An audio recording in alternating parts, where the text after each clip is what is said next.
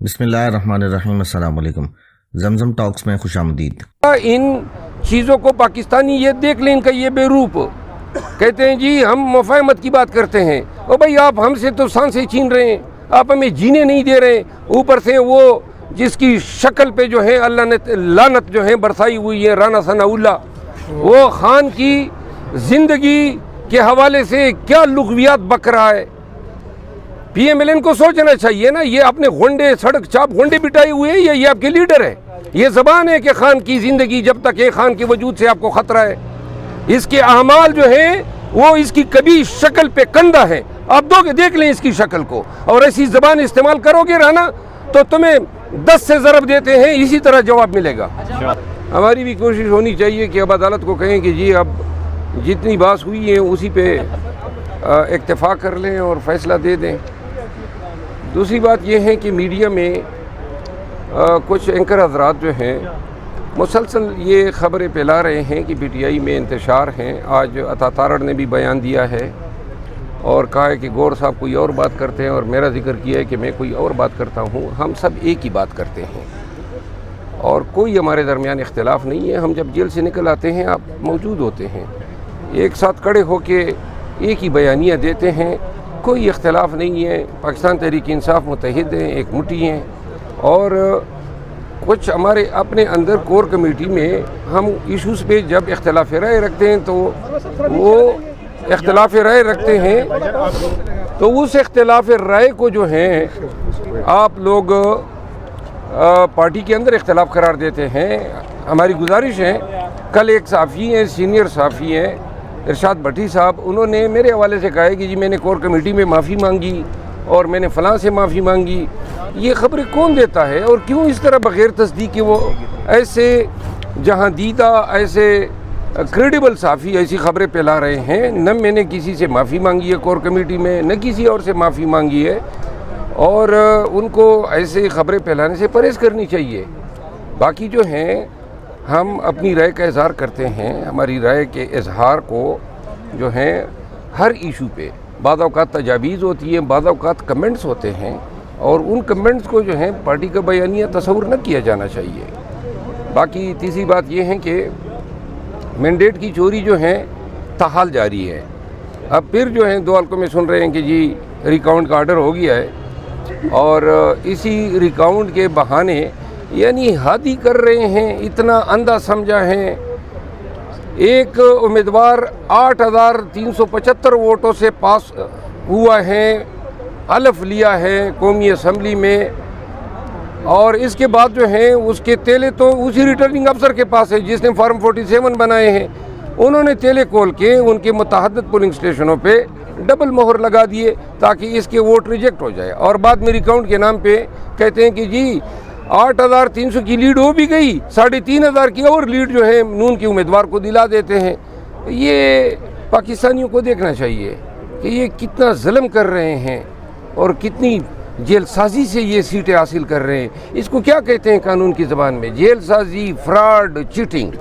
اسی پہ یہ حکومت بنی ہے، جو حکومت دھوکہ دہی کے بنیاد پہ بنی ہو وہ پاکستانیوں کی خدمت کرے گی۔ ان کا کام یہ ہے، اس لیے آئے ہیں کہ پاکستان کی خدمت کرے۔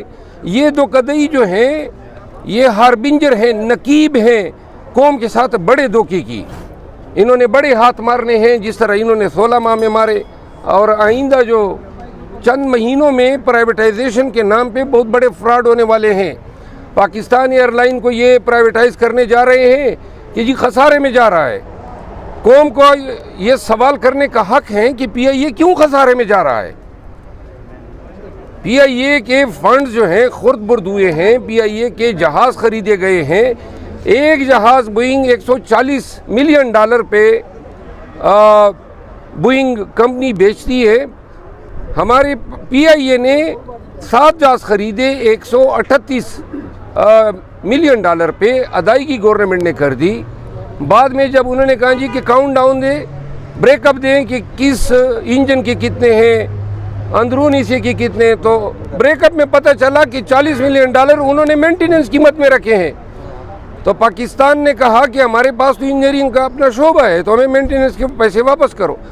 742 $180 मिलियन बोइंग ने वापस किए, वो पैसे पाकिस्तान में अभी तक नहीं आए हैं, किसी के ज़ाती अकाउंट में, ऑफशोर अकाउंट में गए हैं। अब कहते हैं PIA को बेचो, प्राइवेटाइज करो, और भाई वो पैसे कौन निकलवाएगा? और ये एक नहीं, इस तरह कई वारदातें हुई हैं। अब प्राइवेटाइजेशन के नाम पे औने पौने दामों इन कौमी असासों को बेचा जा रहा है, पाकिस्तानियों को एडवांस में आगाह कर रहे हैं। एक और बात, आखिरी बात जो आपके साथ, खान साहब की आज़ादी जो है वो मुसलसल रोड़े अटका रहे हैं। अब जबकि ये तीनों अपीलें राइप हो गई हैं, मैच्योर हो गई हैं, और इनको नज़र आ रहा है कि ये सस्टेन करने वाली नहीं है ये ट्रायल। तो दूसरी तरफ अलकादिर यूनिवर्सिटी का केस जो है उसको टॉप गियर लगा दिया जज साहब ने, और कल फिर उसमें समाअत है।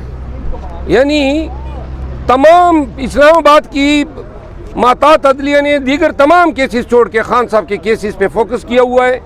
खान साहब को सज़ाएं दिलवानी है ताकि यहाँ से अगर खान बरी होता है तो एक और केस में उनको सज़ा हो जाए ताकि वो बदस्तूर जेल के अंदर रखा जा सके।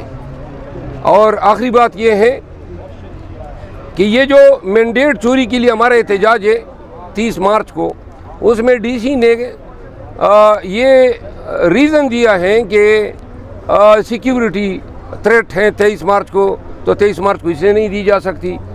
अब 30 मार्च को भी यही कहा है कि जी उनके पास IB के और स्पेशल ब्रांच के रिपोर्ट्स आए हैं। IB तो इनका बगल बच्चा है, IB तो कहें ये कहें दिन है तो दिन है, कहें रात है तो रात है। ये कोई इंटेलिजेंस एजेंसी है जो हुकूमत के इशारों पे नाच रही है और सियासी मकासद के लिए इस्तेमाल हो रही है। दूसरी बात यह है कि ख़तरा हमें है या ख़तरा हुकूमत को है। आपकी लड़ाई अफ़गानिस्तान के साथ है, आपकी लड़ाई जो है दहशतगर्दी के अगेंस्ट है, तो लिहाजा वो तख्त मश्क के टारगेट जो हैं उन्होंने हमेशा दहशतगर्दी के वाक़यात में हुकूमत पे अटैक होते हैं। उनको 23 मार्च को ख़तरा नहीं था, इतना बड़ा इवेंट कर दिया, और हमें ख़तरा है। 72 हमने जलसे जुलूस किए, एक सिपाही तक की सिक्योरिटी नहीं दी, न सिंध में, न KP में, न बलूचिस्तान में, न इस्लामाबाद में और न पंजाब में, सारे पुरअमन रहे। और अब कहते हैं कि PTI के जलसे को थ्रेट हैं, तो लिहाजा हम तमाम थ्रेट के साथ अपने ही रिस्क पे अपना जलसा करना चाहते हैं। और ये जो बहाने कर रहे हैं, बुनियादी हक है हमारा आर्टिकल 16 के तहत एहतजाज का, आर्टिकल 17 के तहत हमारा हक है कि हमारी पार्टी की क़यादत में हम इसको लीड करें, और आर्टिकल 19 के तहत ये हमारा बुनियादी हक है कि हम अपने एहतजाज में कानून के दायरे में रहती हुई अपने इज़हार आज़ादी राय करें। वीडियो को लाइक करें, शेयर करें और कमेंट सेक्शन में अपनी कीमती राय से ज़रूर आगाह करें, और हमारे चैनल जमजम टॉक्स को सब्सक्राइब करना मत भूलें।